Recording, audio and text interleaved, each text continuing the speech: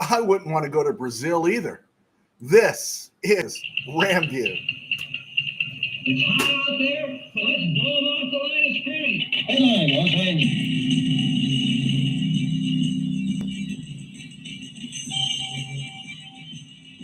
Live from the Ram Cave, I'm Joe Terosian, and this is RamView, the September 2nd, 2024 Labor Day edition of RamView, brought to you by Kistler Law Firm. Injured in an auto accident, need help, got questions? Call Kistler Law at 661-206-6990. That's Kistler Law at 661-206-6990. And check out KistlerLawFirm.com. That's one word, KistlerLawFirm.com. Kistler Law, they've been fighting for you since 92. And by Temple City Auto Repair. Having some auto issues, get yourself some John and Henry at TempleCityAutoRepair.com. And by a new advertiser called Benched, the app.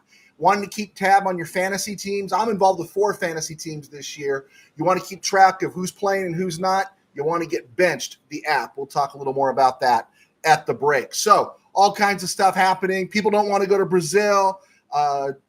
Brazil doesn't want Twitter in Brazil. Now there's fires in Brazil. Players are getting shot. Rob Havenstein, we don't know if he's playing. That's the serious one. And USC football actually looked like the USC football that we grew up with last night. One of the best UFC games I've seen since I think they beat Penn State in the Rose Bowl almost a decade ago. You know, first time I've seen a tough USC team in a long while. First USC team since the days of Pete Carroll to show any grit. You'd see those Pete Carroll teams sometimes go down by 3 touchdowns, and Carroll was the master of adjustments, and you'd see USC come back. It was pretty impressive. Now, I liked Caleb Williams, but it was like Caleb and the Miracles the last 2 years, and this team just looked really well-rounded, you know. I also liked the Nussimer kid, Garrett Nussimer from with LSU. I want to see how it plays out for him. And here's the key, Miller Moss, right, for USC. He's the guy. Paid his dues. You know, everyone loves that story. He was emotional last night. You see him holding back. You know, I kind of wished Holly Rowe would have moved on. She was like begging for him to start crying, right? And I'm really glad he didn't give it to her. Holly Rowe bugs a little bit. But every time last night you expected USC to fold, right? Every time you expect, okay, this is where they get worn out. When LSU got its running game going a little bit, when they went up 17-13, when the Miller Moss pass was batted into the air, looked like it was intercepted to me.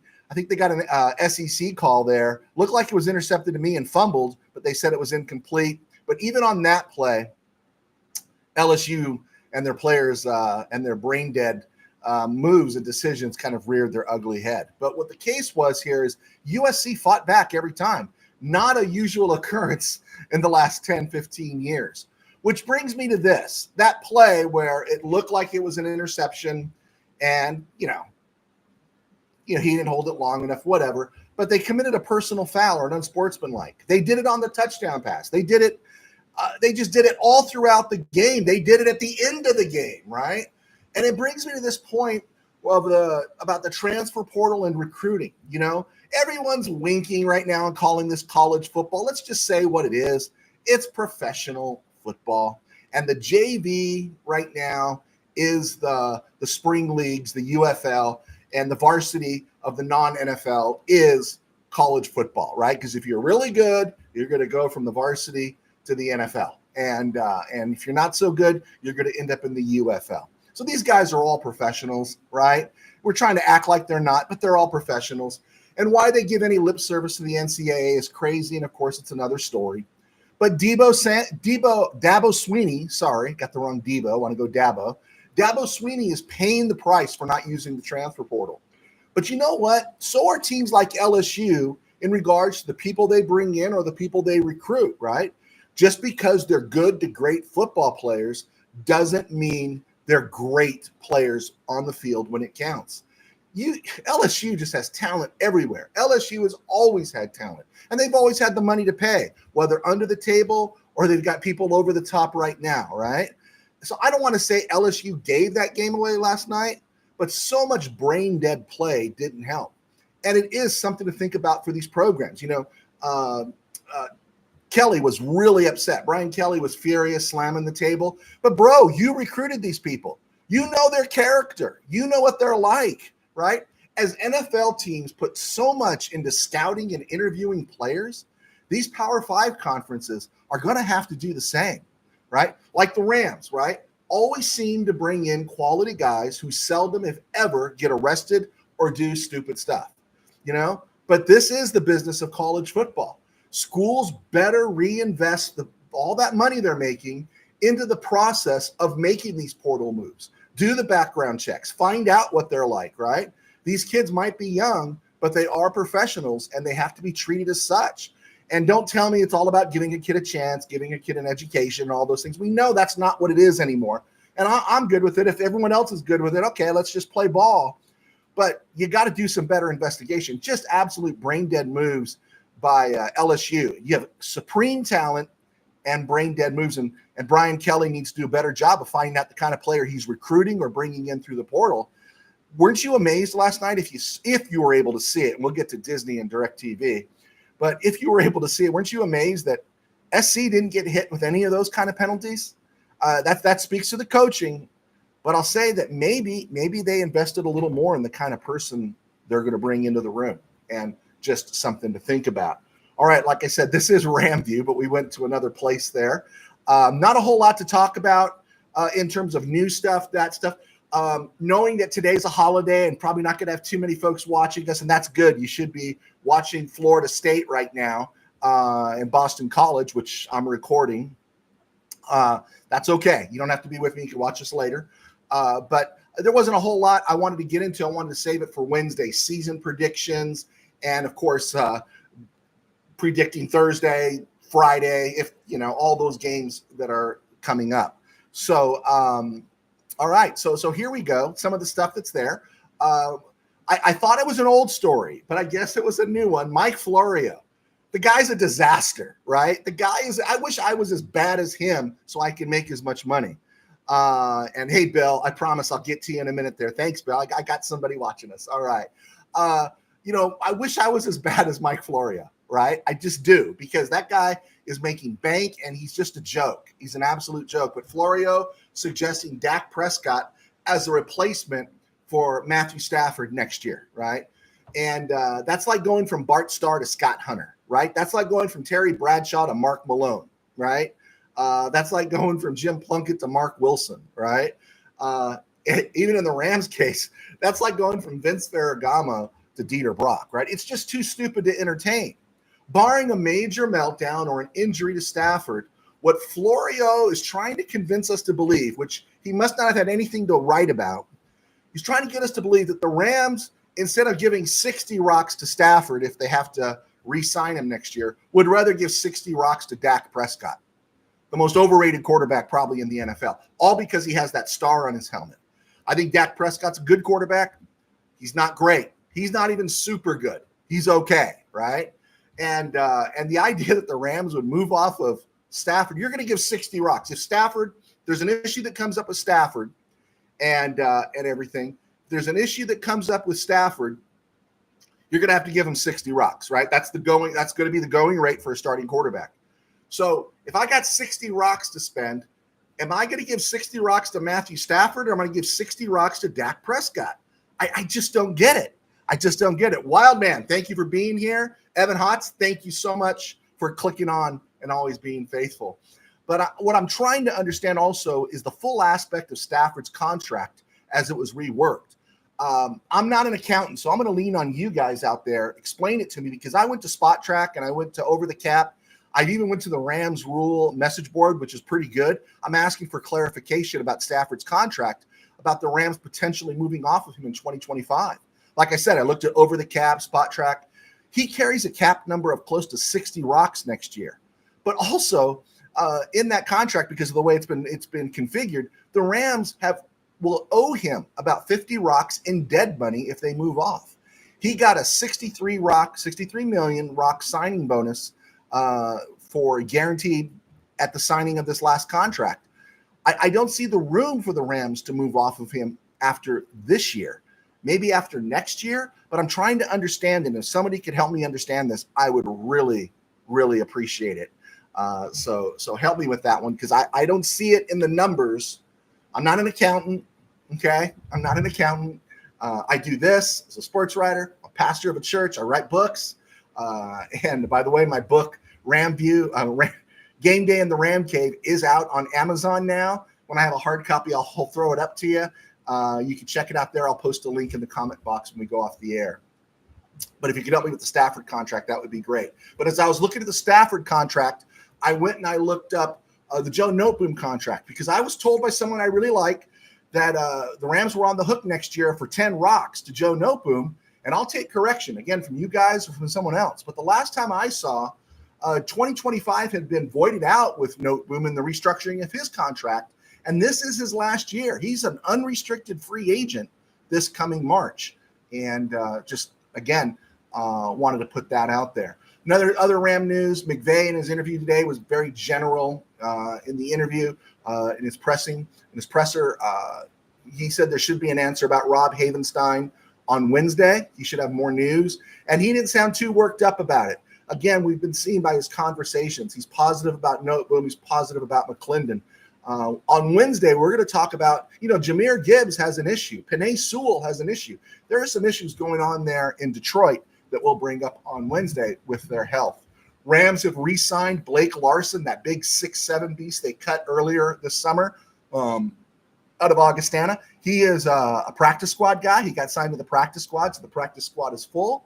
The practice squad now includes Mike McAllister, Justin Dedich as centers, and A.J. Curry and Larson. I have to believe, if the Rams are going to move somebody up, it's got to be a Curry, right? Wouldn't it have to be a Curry? Although, this summer, all he played was left tackle. We know Noteboom is flexible, but I don't know if I want A.J. Curry trying to protect Stafford's blind side against Aiden Hutchinson. Something to think about there. Around the NFL, and Florio is a schmuck. Yeah, there we go, Evan Hutz. Absolutely. Around the NFL and other places, Ricky Pearsall, you guys heard that story in Frisco. Who would have guessed, right? In Frisco, the team has placed him on the non-football injury list. No one wanted that. No one wanted that. They signed Ayuk. They've got injuries, and Trent Williams isn't happy. So now they lose Pearsall for at least a month. He was put on the non-football injury list. The weird thing here is, like, who shot him? They keep saying a 17-year-old from Tracy, California. They don't give you any information on him. Makes you a little suspect about. I'm always suspicious of the KBM, and makes you kind of suspect of who actually did shoot him. Because generally, if it fits the right profile, we know who shot somebody right away. Just something to think about, and just tragic, right? If I'm Frisco, I'm furious. Frisco, the football team, I'm furious at the city, and I wouldn't do any events in the city of San Francisco. Stay down in Santa Clara. There is a distance there between Santa Clara and Frisco. Spent a lot of summers in Santa Clara. And that would just fry me to all heck. And here's the thing. Someone says, we got to be better. Why is the society like this? You know why society's like this? Is because people don't get prosecuted anymore. People don't get prosecuted anymore.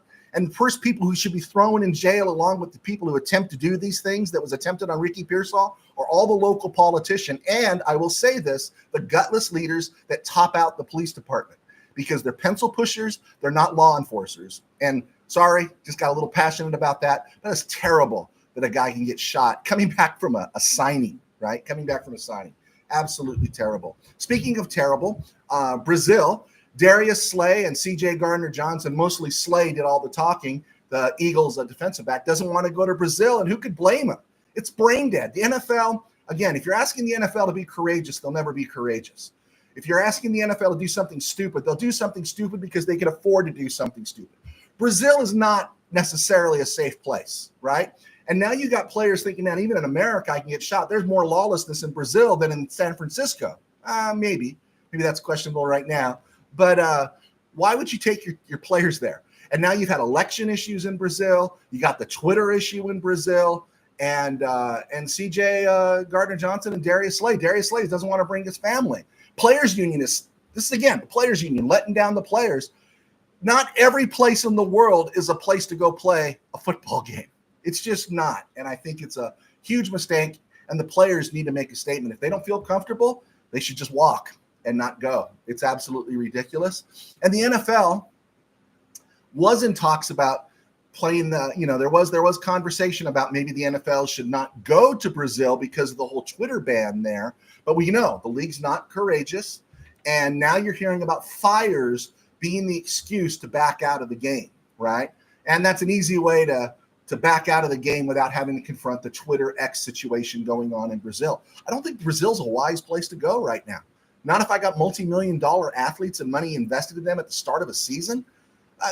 Goodell, get a grip. This is why there needs to be another league, not a spring league or something. There's enough billionaires in the world. Start your own league and give competition to the NFL. That's the only way they'll make smart moves, when there's competition and something to answer for. Just throwing it out there.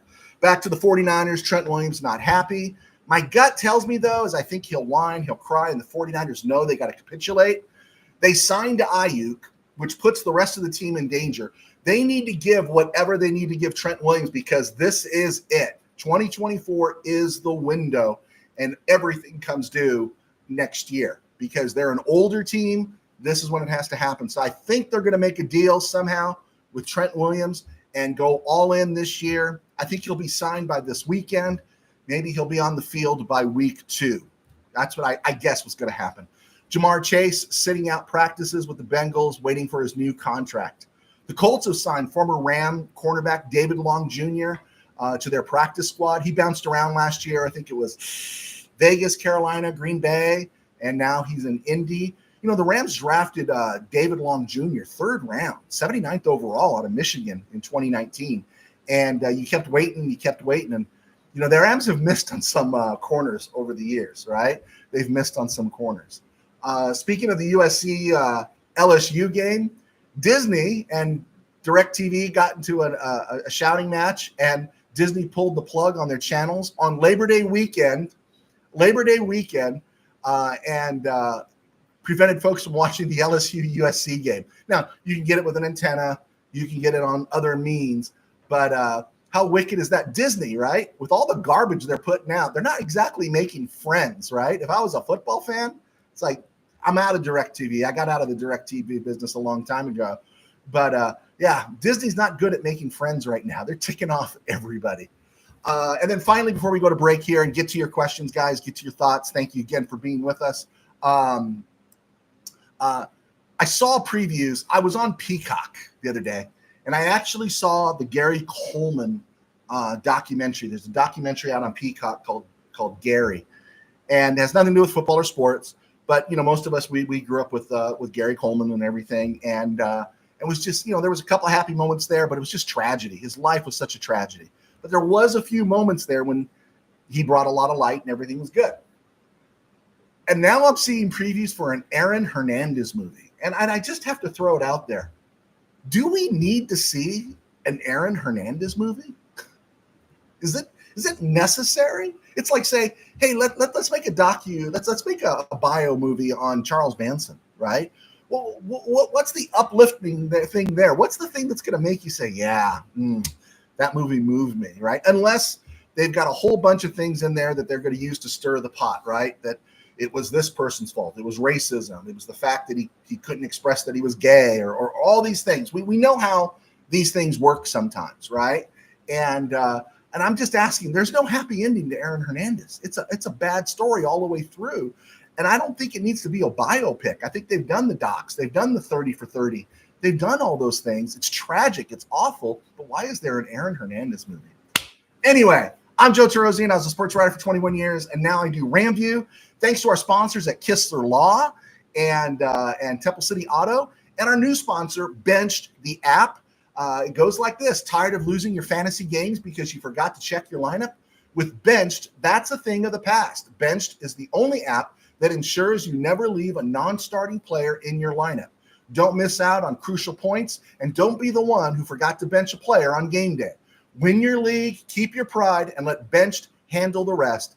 Download Benched today and dominate your fantasy season. So check out Benched if you can, and let me know, because when those guys say, hey, Joe, did any of your guys that are clicking on or downloading the app?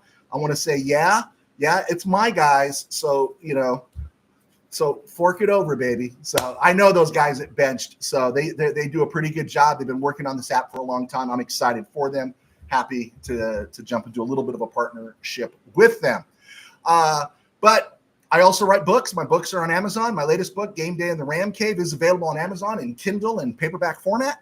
I do not have the physical copy in my hand yet, which before I ever really announce the release of a book, I like to have, because I've had times where maybe the cover was offset in their printing process, not ours, or just the formatting inside was thrown off a little bit. But I waited so long to get this book out because my wife got hit by a car. We had trademark issues. This is why we had to scale back, spend a lot of time on the cover. We had to scale back the cover because of trademark issues and everything. It's a fiction story. It's fiction, guys. And it's, I don't have authorization by the Rams. Neither did Kamala by the Eagles, but we'll get to that when we can. But thank you for your support and your questions about that. Okay, let's see who's with us. I got a crowd today that I did not expect on Labor Day. Bill, what do you think about Frost hiring and what is his responsibility? I have no clue. They brought in Jay Gruden a couple years ago. Do you remember that? Wasn't it Jay Gruden they brought in a couple years ago as some kind of senior assistant? And I think with Scott Frost, I think maybe there's some connection there. McVay talked a little bit about that today. And I think it's partly about rehabilitating Scott Frost's career, right? He had that great little run there at UCF, Central Florida, and then went to Nebraska and just tanked. And so maybe it's about rehabilitating his career, getting him back into the swing of things. But I don't see him having that much of an impact. Maybe a sounding board. We'll see. Wildman Samurai. I've got the Rams going 13-4 and a Super Bowl appearance this year. I got the Rams, Wildman, with everything going right, 13-4. At the baseline, I got them 11-6. I got them definitely in the NFC Championship game, and we'll see from there. If they play Carolina in the NFC Championship game, I got them going to the Super Bowl, right? If they're playing the Baltimore Ravens or the Pittsburgh Steelers in the Super Bowl, I got the Rams winning the Super Bowl. There, boom, I said it. All right, let's see what else we got. Evan Hotz, I'm glad you're back. Keep up the good work. I especially like your perspective on the historical Rams from the 60s, 70s, 80s, and 90s. Thank you, Mr. Hotz. Thank you for your support. I appreciate it. Hey, who said it? You got to know where you've been to know where you're going, right? For those of us, we're not in the room. There is an aspect when you're credentialed and you're in the room and you hear things and you're told things, but there's also a flip side of that now. You've even heard Jordan Rodriguez talk about it. You can't mention certain things in depth charts and different things. I was called on the carpet by college football program for mentioning players that weren't listed on the 2 deep on game day. I thought it was preposterous, but you know what? If I was outside the room, not credentialed, not in the press box, then I could ask those questions. And so if you're going to be able to kind of be informative, you got to know about the past. I don't know how you guys feel about it, but when I hear somebody butcher something, it really makes me angry. I was watching Good Morning Football. I'm on my stationary bike, and I actually put this in the book. This is actually in Game Day in the Ram Cave, sandwiched in a fictional account, but this really happened to me. I was up early in the morning, and the crew was clowning, and they were talking about who was the quarterback that led Tampa Bay to its first playoff appearance. And I actually heard one of those 4 clowns around that desk actually say James Harris. And I thought, not even for socio relation reasons would they not know Doug Williams, right? Who ended up winning a Super Bowl a few years later. But they said James Harris because that was the only black quarterback that came to mind. And I thought, I know it probably was all done before they were born, but you know what? We talk about things that happened before we were born. If you're a Dodger fan, you know about Mickey Owen dropping the 3rd strike in the 1941 World Series. You know about Sandy Alomar. You know about George Mikan and the Lakers in Minneapolis. There's just things you know all those things that happened with the Lakers and Celtics in the 60s. I wasn't a Laker fan until 73, 74, but you know what? I knew about all those butt kickings the Celtics gave the Rams. So when the Lakers, so when they played them in 85 and won in Boston on that Sunday afternoon, it was so sweet. It was rich. So you have a responsibility to know things, right? And so that's why I do have a weird obsession like with things that happened in the past. Sorry to go off on a track like that, but you opened the door, Mr. Hotz. Thank you. Wildman Samurai. Florio is delusional. Yes, delusional. Stafford will play this year and 2 more with LA and retire. McVay wouldn't touch Dak with a 10-foot pole. I'll tell you, if Dak Prescott ends up coming to the Rams as anything more than a Baker Mayfield project or a Carson Wentz project, if he comes in as anything more than that, guys, I'll admit I'll be the first one to make an entire video saying I'm a fool because I can't see it. He's inaccurate. He fails at crunch time. He misses receivers when it's important. We've seen who Dak Prescott is, and again, KBM, Mike Florio, Kiss Butt Media, unfortunately, just not having anything to write about, needing clicks. Clicks are a monster. Analytics are a monster. I know exactly what that's like. I've lived that life. Still do to an extent, not as manic as I was before. Needed to put out something, and he put out that ridiculous statement. You'd give 60 rocks to Dak, but you're not going to give 60 to Stafford. The Rams win a Super Bowl, and Stafford comes back and says, I want 60. Guess what? I'm giving Stafford 60. He's that great of a quarterback, right? Yeah, he is. Okay, let's see here. Wildman Samurai. Stafford has 3 more years in him, hopefully a few rings with the Rams before he retires. Let's just say he wins another ring, and let's say he wins 2 more in the next 3 years. I know that's a long shot. That's everyone staying healthy. That's everything going right. But what if he does? Where does he fit in the long-term conversation of things, right? Where does he fit in the long terms of conversation? Okay, Evan Hotz, Florio is a schmuck. There we go. Willie Bowen, the LA Rams, we dominate this NFL season. Horns up. All right. Here's the thing about horns up. Mr. Burns uses that expression too. Some of my early experiences on Ram message boards were that if you said anything like last year, I was irate when they put Zachary Thomas in at left tackle and they didn't give him any help against Trey Hendrickson. Remember that in that Bengal game? It's like you put Zach Thomas out there. It's like, hey, move the tight end over there. Leave a back end to block. Give him some help because he's getting his butt kicked. And things like that. This was more 2016, 2017. I looked at Rams message boards, and all I saw is that if you said, hey, man, they need to fix this. Oh, horns up. You don't know what you're talking about. I'm a little leery of horns up. I know your heart, Mr. Bowen, so I'll go with your horns up. I know your heart, Mr. Burns. I'll go with horns up. Just telling you, I'm slow to say horns up. Mr. Burns has the Rams going 13-4 as well. Yes, he has. Book it. I got it written down. If the Rams go 13-4, Mr. Burns up there in NorCal called it. Thomas Wilson. I hear big Rob H is back at practice with shoulder pads on and practicing. McVay said that. He worked out a little bit with the team today, so he was out there. So yeah, that would be great, right? That would just make us all sleep a little bit better, right? Absolutely. Tim Burns, Caitlin Clark is awesome sauce. I was about ready to say it, and I'd probably get in trouble. I was about ready to say that chick can ball, man. She is. I never liked women's basketball. I don't, but she is someone to watch, and it's not just the shooting. It's just the understanding, the floor awareness. She's just amazing. And Cheryl Swoops, someone must have given her a shovel and said, start to dig, start to dig, start to dig. You got Nancy Lieberman coming out there and just saying she's going to make all these ladies a millionaire. Caitlin Clark's pretty amazing to see. Willie Bowen, 14-2 for the Rams. I can't do it. I just can't. I can't do 14-2. But from your lips to the football god's ears, may it be so, Willie. Evan Hotz, regarding Aaron Hernandez movie, the Prince of the Power of the Air rules the airwaves. Yeah. Okay. Hey, don't make me cross over, man. Don't make me cross over. But yeah. I'm not even going to argue with that. Tim Burns, I like the history part of the show. Thank you, Mr. Burns. We got a chunk of stuff to talk about today. Bill, Florio is a Vikings fan, and he wants the worst for us. I didn't know he was a Vikings fan. I just know that I cringe when I hear him talk. I don't even like Chris Sims. I just don't. And Chris Sims is Phil Sims' son, right? And then the NFL Network has a Florio doing not draft fantasy football.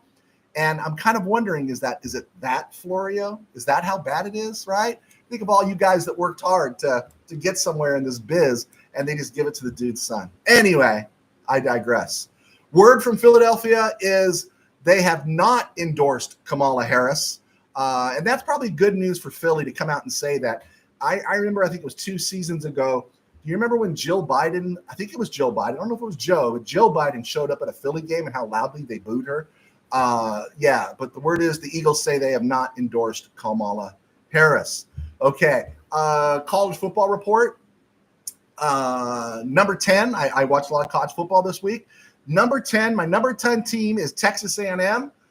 Yeah, they lost to Notre Dame, but just watching that crowd and that atmosphere. I got a guy I worked with that lives in Houston that his wife went to Texas A&M. He's always doing the gig 'em. He was probably really happy with that. That stadium's just awesome. But Connor Wiegand, the quarterback, dude's not ready for prime time. Not at all. I think he completed 12 to 30 passes. I understand the Notre Dame defense is better, but he's not ready for prime time.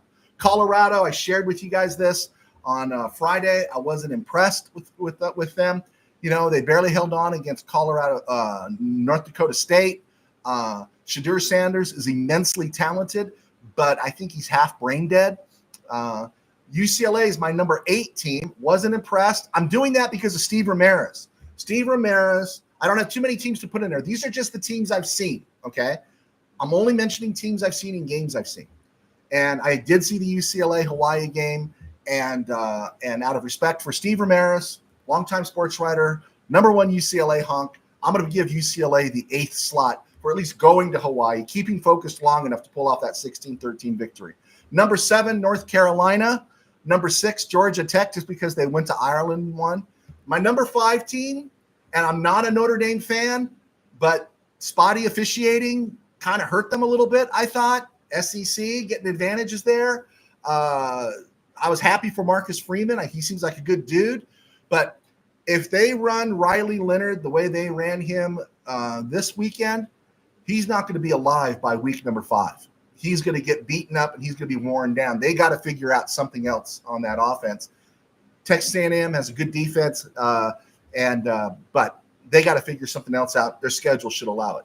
Penn State at number 4, Drew Aller, the guy looked good. Went into Morgantown. I was in Morgantown coming back from Gettysburg, and there's nobody in West Virginia. You drive through West Virginia, it is all hills, right? Blue Ridge Mountains, Shenandoah River, and it's beautiful. It is almost heaven. And we got out in Morgantown. It is a mountaineer place, man. And so it's exciting to see them have 60,000 there. But what a bummer for Penn State to come in and put the whooping on them, 34-12. Expected a little more from the Mountaineers and their quarterback. We'll see. Number 3, because of Garrett Nussmeier, I am going to go with LSU. I like that guy. I think they have a chance to be really good. And I'm trying to remember what his college status is. But if that guy develops a little bit more, he could be a first round dude. My number 2 team is Miami and Cam Ward. Did you see Cam Ward go into the swamp? And this guy played at what was it, St. Invictus Christian School or something like that. Transferred to Washington State, looked really good there, and now he's at Miami. He looked great. I thought Cam Ward looked like he was the best Miami quarterback, I don't know, since Vinny, since Bernie, since Jim. I don't know. I thought he looked great. And right now, Mario Cristobal aside, I'm giving Cam Ward and the Hurricanes number 2. And for right now, USC. I'm making USC my number 1 team that I saw. Tough team, fought back. I'm not saying they're going to be national champions or anything like that. But right now, for the teams I've seen, they showed me the most grit.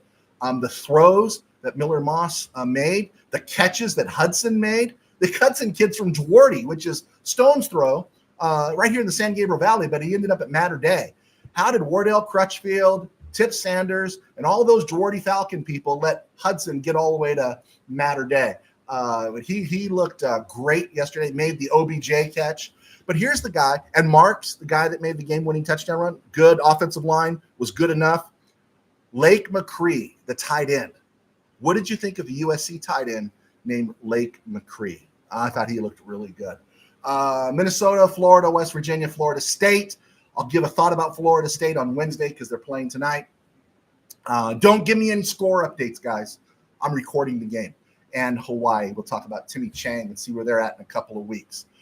Don't have a lot of Rams update. The hiring of Scott Frost. We talked about that. And everything else looks the same. The signing of Blake Larson fills out the practice squad roster at 17. I got to believe a Curry would be the first guy up. And so there we go. Let's look at some questions. Actually, let's look at this day in Rams history real quick. And then we'll get to the questions. On this date, September 2nd, 1966, the Rams waived former Heisman Trophy winner, former number 1 draft pick overall of the Rams in 1963, Oregon State quarterback Terry Baker. Rams put him in the street. And I've talked about this. 62, the Rams spent the 2nd overall pick on Roman Gabriel, the 2nd overall pick on Roman Gabriel. They spent the 1st overall pick in 63 on Terry Baker. They spent the 7th overall on Bill Munson in 64. And finally, George Allen, this is why he belongs in the Hall of Fame, and he's there. Finally, George Allen gets there in 66 and says, what is this stupid stuff here? Gabriel's the starter. Bill Munson, drafted in 64, is the last Rams quarterback drafted in the 1st round until the Rams take Sam Bradford in 2010 or 2009? Unbelievable. That's how long the Rams went without drafting a quarterback in the 1st round. On this date, in 1969, the Rams sent the 6th round pick, 152nd pick overall in 1970 for a guy named Rick Cash, a defensive end. Cash did nothing for the Rams. I had a football card of Rick Cash. They send him, he does nothing for the Rams for 2 seasons, 69 and 70, starts 1 game, is on the injured reserve in 71. And then in 72, he's included with the number 1 pick to the New England Patriots for a dude named Fred Dreyer. Fred Dreyer wanted out of New York. They moved him to New England. He hated it there, never played it down there. Rams made the deal. That's a pre-Klosterman deal. So we got to give credit to somebody for that deal. I don't know who it was. Do we give it to Tommy Prothro? But Rick Cash, signed for nothing, traded for nothing, did nothing, was part of the lure that got the Rams Fred Dreyer. Good job. On this day in 1970, the Rams waived quarterback Gary Lane, backup quarterback in the 60s, but they kept an African-American quarterback named John Walton. And that's an interesting thing to talk about there for the Rams is that, they had John Walton there for a couple of seasons on the taxi squad, never made the big club, but he was on the taxi squad. And then in late, 72, early 73, the Rams brought in James Harris. The Rams, it's so funny, you hear about the racism and everything, but the Rams were open to these players coming in. And John Walton had a little run there playing for the Boston Breakers in the USFL. There we go. Good things to see. 1980, on this day, just before the start of the season, Bob Brzezinski walks out of camp.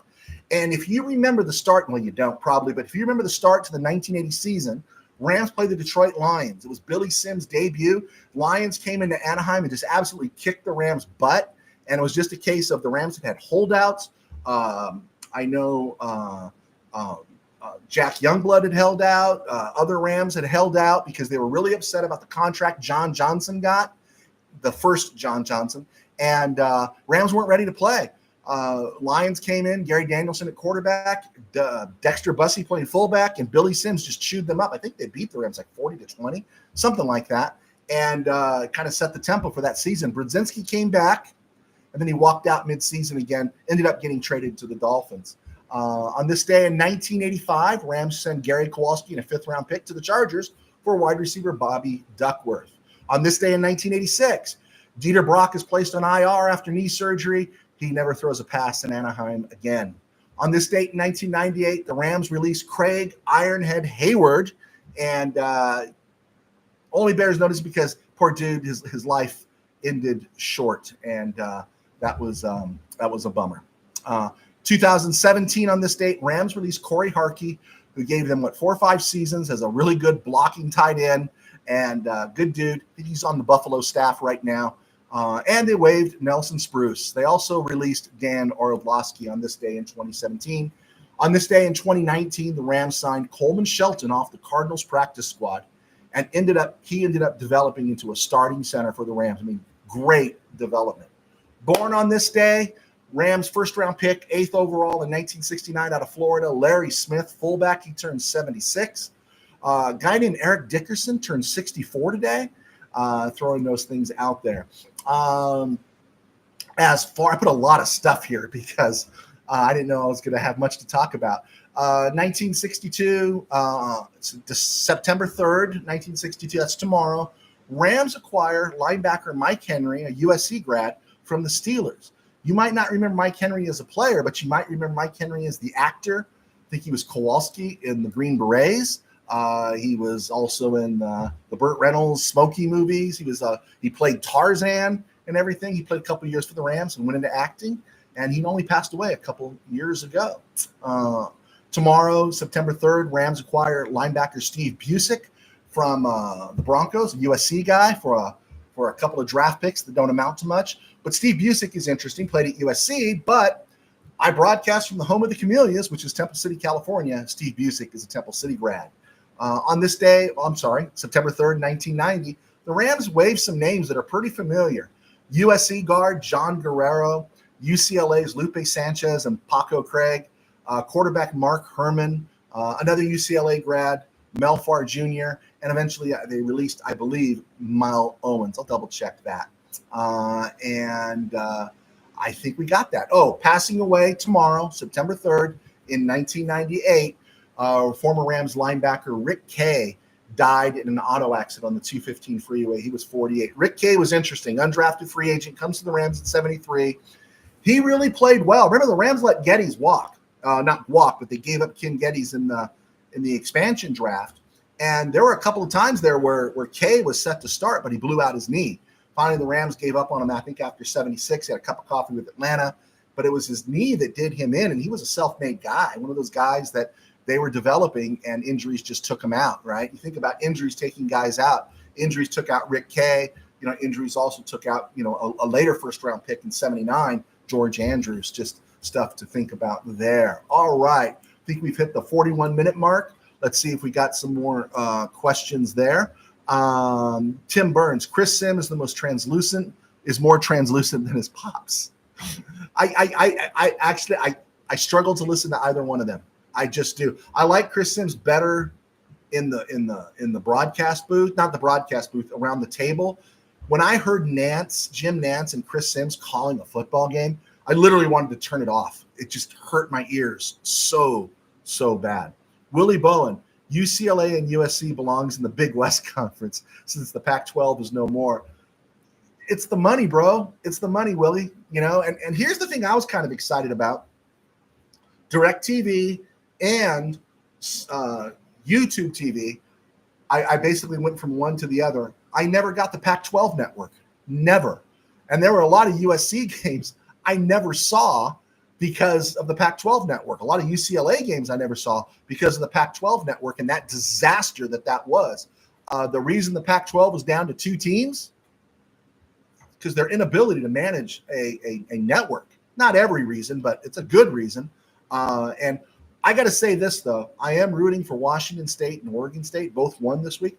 Wouldn't it be awesome if one of those teams just went on some magnificent run, went 12-0, and one of those teams actually made it to the college football playoff, right? And that they're representing the Pac-12 and they make a run in the playoffs. Wouldn't that just be awesome to see? I mean, I know that's like expecting something like that to happen is expecting Disney to make a good move or Florio to make a good analytical point about football, right? But we can dream. That would be fun to see.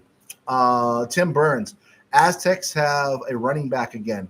Cooper is going to be another 1,800-yard back at SDSU and have a passing game finally. We will win 10. Okay, I have not kept track of San Diego State Aztec football. I got to tell you, when Rashad Penny was there, I did. We covered Rashad Penny at Norwalk, and you knew he was special. Just kind of weird when you think of age is that we saw Rashad Penny when he was a sophomore in high school. We covered him all through his career at Norwalk, and we used to call it Norrock. Maybe I'll wear my Norrock shirt that they gave me. And then to see him go to San Diego State and tear it up there, and then in the NFL have that one little blip there with Seattle, and to see him not playing and retired now is kind of weird. It is a weird feeling. And so there you go. I have not followed. I'll try to pick up some Aztec football very, very soon. Okay, guys. I know the football game is on. If you have any other questions, throw them my way. I don't have anything else here to share. I like the Chiefs over Baltimore on Thursday night. I'm going to give you all my predictions. Last year, I gave my predictions, and I finished overall I picked every game in the NFL last year, and I'm looking at my numbers now. I kept my numbers because I wanted to brag about it. I actually won 180 of my picks were right. I was wrong 92 times. My best weeks were week 12 and week 18. I went 13-3. Also week 4, I went 13-3. And you know what? Some of those games the Rams lost would have put my numbers in double digits in some of those other weeks too. But I don't necessarily believe in the Baltimore Ravens right now. 3 people they're replacing on the offensive line. Derrick Henry, how much juice does he have left? Yeah, it's winding down. Okay, guys, I think I'm going to run because I do want to watch football myself. I can't believe you guys joined me today. Thank you so much for being here. You could check out my book on Amazon, and I will drop the thing here in the comment box for you guys to see and maybe follow the link too. All right. God bless. Take care. Thanks for joining me on Labor Day. We'll see you guys soon.